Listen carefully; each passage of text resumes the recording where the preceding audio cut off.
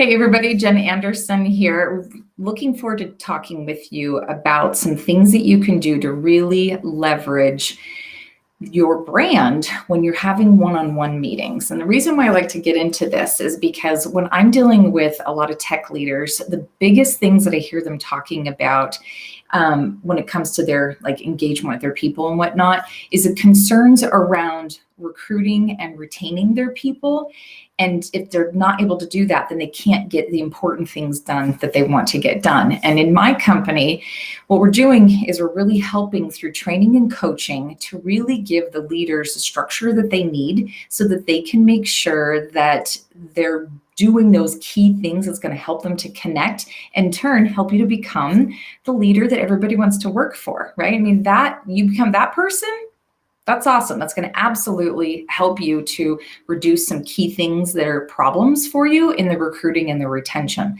So today I wanted to delve in a little bit more about what you can do to leverage your personal brand as a leader to help you when you're in one-on-one meetings with the people that you're working for. So to get this started, I want to share with you a quote from Frederick Knoll, and it says, "It takes both sides to build a bridge."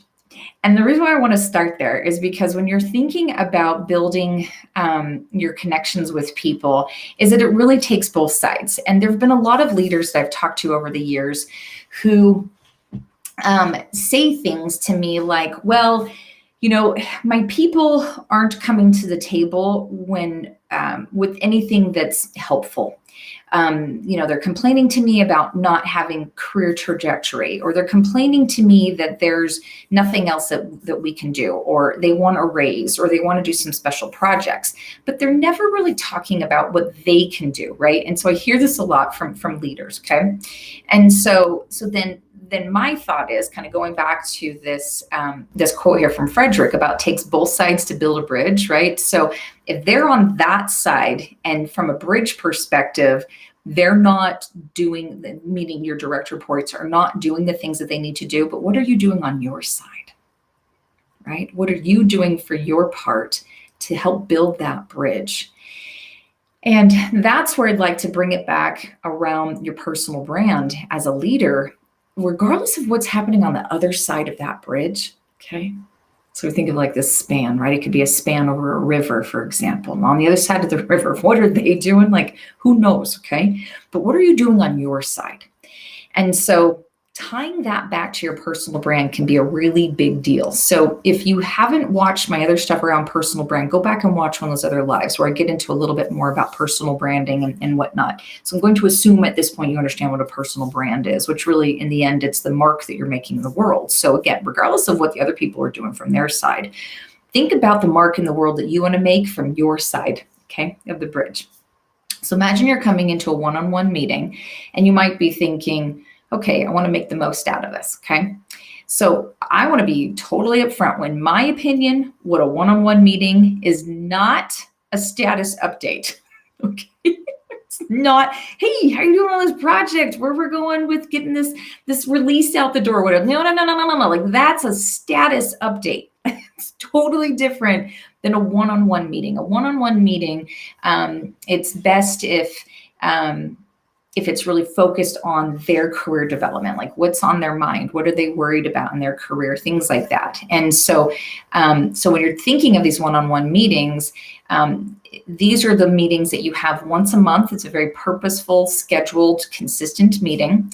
And you're talking to them about how things are going, what's going on in their life, their big career goals, etc. Okay, again, weekly, yes, have meetings for the status updates, right? For wherever they're at on things. Of course, you're going to want to do that. I do that with my team as well. It's like, okay, where are we at in these different projects? Okay. But that's very different than having those periodic focused meetings that are one-on-one about your direct reports, about what's going on for their careers. And so, and you might say, well, I'd like to talk to them more than once a month about their around their career development. Awesome. That's great. If you can do it, go for it, right? I just got off of a coaching call with an executive who has 23 direct reports. Okay, now inside of his company, he doesn't have the ability to have some more levels right now. And so he has all these direct reports. And so if you think about, like, if he's talking to 23 people once a month, that's a big chunk of his month just for one-on-one meetings, let alone all the other status updates, right? So I just want to kind of think about like how many people are literally that you're having one-on-ones with. And so how often you can do them, I think it'll depend. So for him, like, he can't do it more than once a month. It's impossible. He's got too many direct reports. But if you have 2 direct reports, yeah, maybe you could do it every other week or something like that. I don't know. You need to figure out what feels best around that, the cadence of how often of them. And then always remember with these one-on-ones, use it as an opportunity to connect with your direct reports in helping them to understand, like, hey, listen, this is my brand. This is what I'm trying to do. And I really want to help you succeed, right? And so get to know them. What's their brand, right? And then what can you do to help them to perpetuate that inside of the company? And the more you do that, it's going to really help you to build those bridges. And with those bridges, oh my goodness, wow, I have seen so many executives and leaders over the years accomplish even better things because of those relationships.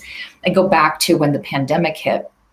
The managers and the leaders who had already been having consistent one-on-one meetings, they found themselves having even much more impactful and touching conversations with their people who are now working remotely, right? And these are managers who could have people just let's say in their own marketplace, right, geographically where they live, or these could even be people that are scattered all over the world, right? And so, for example, I think of a lot of tech teams, they often have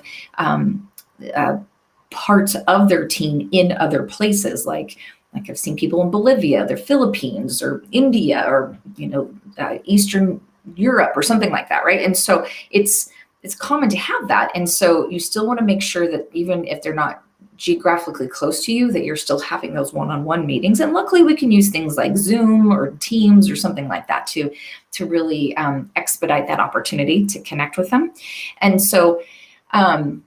So tying back to this whole thing about like when the pandemic hit, for example, those managers who had already been in the habit of having those one-on-one meetings, they'd already had a really wonderful baseline of connection. They knew their employees' lives. They knew about their families, about their hobbies, and different things. And so then they were able to leverage that connection to get real about, okay, how are you doing? What's happening in your household?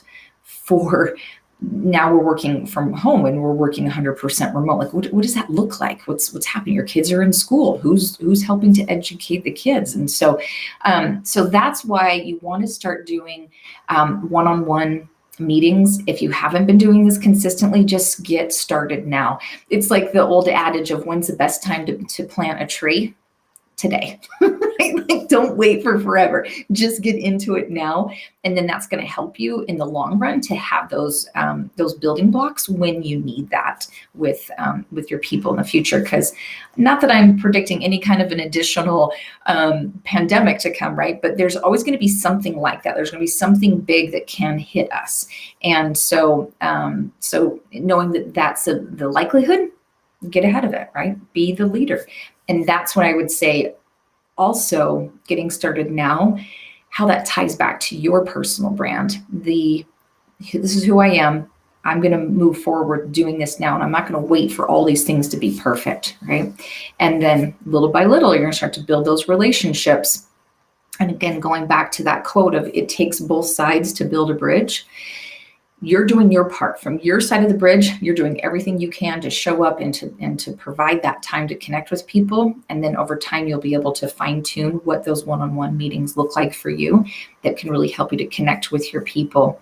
I'm thinking of an example of one of my clients who he's really made a more concerted effort to work on his one-on-one meetings in the last few months. And in doing so, he had a really great example recently where there was a key member of his team who was feeling really kind of wonky about stuff. They weren't happy about where they saw things going, and they decided to go look for another job. And he was able to figure this out through the one-on-one meetings.